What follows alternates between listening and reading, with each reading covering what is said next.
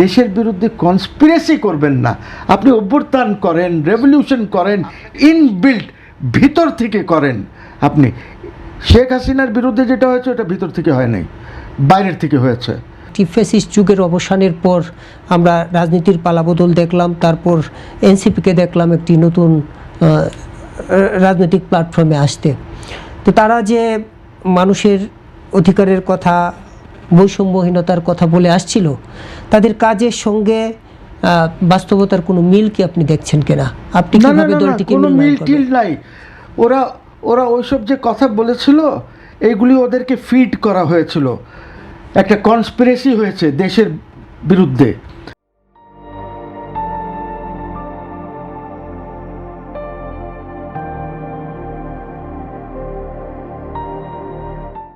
টাকা ঢেলেছে একটি বড় রাষ্ট্র। এইখানে যারা ছিল, ইউনুস ছিল ওই কনস্পিরেসির মধ্যে, মজুমদার, বদিউল আলম মজুমদার ছিল, Asif Nazrul, Rizwana, Shubhra, they are all part of that conspiracy. You see, আপনাকে বুঝতে হবে দেশের বিরুদ্ধে কনস্পিরেসি করবেন না। আপনি অভ্যুত্থান করেন, রেভলিউশন করেন, ইনবিল্ট ভিতর থেকে করেন। আপনি শেখ হাসিনার বিরুদ্ধে যেটা হয়েছে ওটা ভিতর থেকে হয় নাই, বাইরের থেকে হয়েছে। এখন এরা আবার ষড়যন্ত্র করছে। মানে সেই শক্তি কি তাদেরকে উদ্বুদ্ধ করছে, এখনো লেগে আছে তাদের? ওই শক্তি কিছু না কিছু করছে। ওই শক্তি, আমি বলি এই সরকারকে খুব কেয়ারফুল থাকতে হবে। ওই শক্তি এখনো কিছু না কিছু করছে। তার কারণ হচ্ছে এখানে ধরেন আমেরিকান সিআইএর লোকজন কেন আসছে, কোন কারণে আসছে? আপনার সার্জিও গোর কোন কারণে আসছে না এখন বাংলাদেশে এই মুহূর্তে? So something is cooking up. এই যে আপনার অ্যাম্বাসেডার, সে মুক্তিযুদ্ধের লিস্ট করার জন্য সে ফাইন্যান্স করতে চায়, সে হেল্প করতে চায়।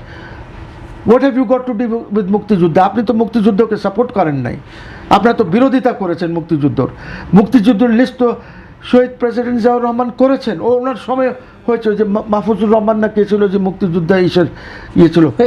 এটা তো রাষ্ট্রের দায়িত্ব, এটা তো একটা দায়িত্ব নিশ্চয়ই না। হু আর ইউ আমেরিকান অ্যাম্বাসেডার? আপনি কে এইটা করার জন্য? এইটা আমরা করব।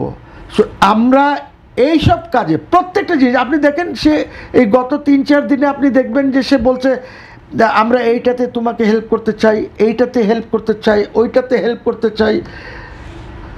কি শুরু করেছে? So some conspiracy is going on and the government should be very careful. এই জন্যে কনস্পিরেসিকে কোনো সময় কাউকে ওর পক্ষে থাকা উচিত না।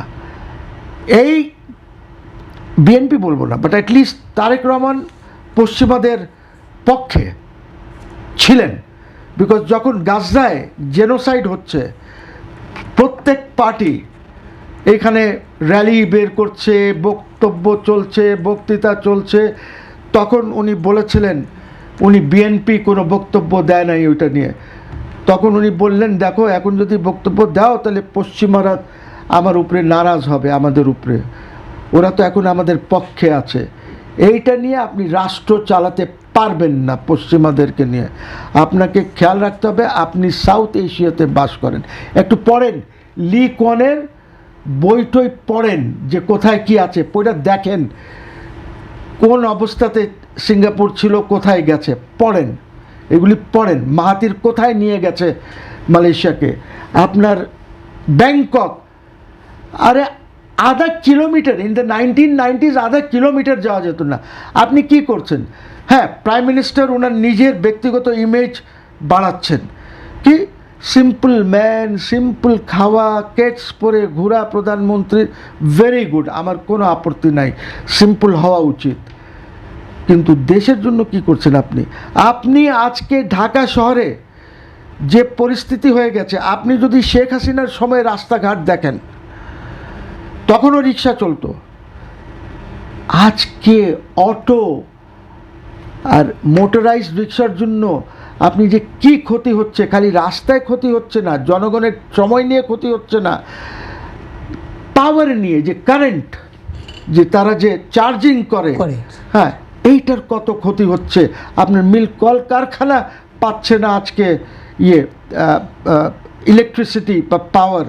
সো এই যে আমাদেরকে আজকে প্রধানমন্ত্রী একটি অনেকটা বেশ ইতিবাচক একটি বক্তব্য দিয়েছেন যে মিল ফ্যাক্টরিতে গ্যাস সংযোগ দেওয়ার বিষয়গুলোকে উনি বিবেচনা করবেন, কিংবা যেহেতু উনি নতুন আসছেন, অল্প সময় হয়েছে, নিশ্চয়ই এই বিষয়গুলো উনি দেখবেন আপনার সাজেশন অনুযায়ী। 6 মাস is a big period, honeymoon period আর কয়েকদিনে শেষ হয়ে যাবে।